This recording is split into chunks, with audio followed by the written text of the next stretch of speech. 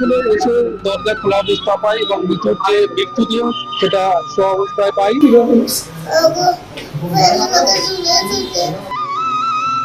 ভোলার উকিলপাড়া এলাকায় একটি ফ্ল্যাট থেকে মিতু আক্তার নামের 25 বছর বয়সী এক গৃহবধূর মরদেহ উদ্ধার করা হয়েছে।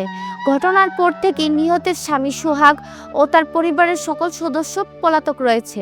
নিহতের স্বজনদের অভিযোগ, যৌতুকের দাবিতে মিতুকে পরিকল্পিতভাবে হত্যা করে লাশ ফেলে রেখে পালিয়ে গেছে তার শ্বশুরবাড়ির লোকজন। নিহত মিতু আক্তার ভোলার দৌলত খান উপজেলার দক্ষিণ জয়নগর ইউনিয়নের বশির আহমেদের মেয়ে। পারিবারিক সূত্রে জানা গেছে, প্রায় 5 বছর আগে চরপাতা ইউনিয়নের সোহাগের সাথে মিতুর পারিবারিকভাবে বিয়ে হয়। তাদের সংসারে 2 বছর বয়সী একটি কন্যা সন্তানও রয়েছে।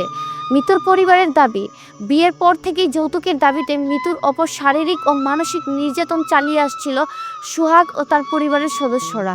এ নিয়ে গত কয়েক বছর ধরে একাধিকবার পারিবারিকভাবে সালিশ বৈঠক এবং পুলিশের মধ্যস্থতাও হয়েছিল, কিন্তু তারপরেও মিতুর উপর নির্যাতন বন্ধ হয়নি।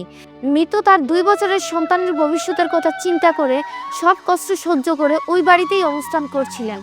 ঘটনার দিন সকালে হঠাৎ করেই মিতুর স্বামী তার শাশুড়িকে মুঠোফোনে কল করে জানায় মিতু ভীষণ অসুস্থ, আপনারা দ্রুত বাসায় আসেন। এই খবর পেয়ে মিতুর বাবার বাড়ির লোকজন যখন ভোলার উকিলপাড়ার সেই ফ্ল্যাটে এসে পৌঁছায়, ততক্ষণে সোহাগ ও তার পরিবারের বাকি সদস্যরা বাসা থেকে পালিয়ে যায়।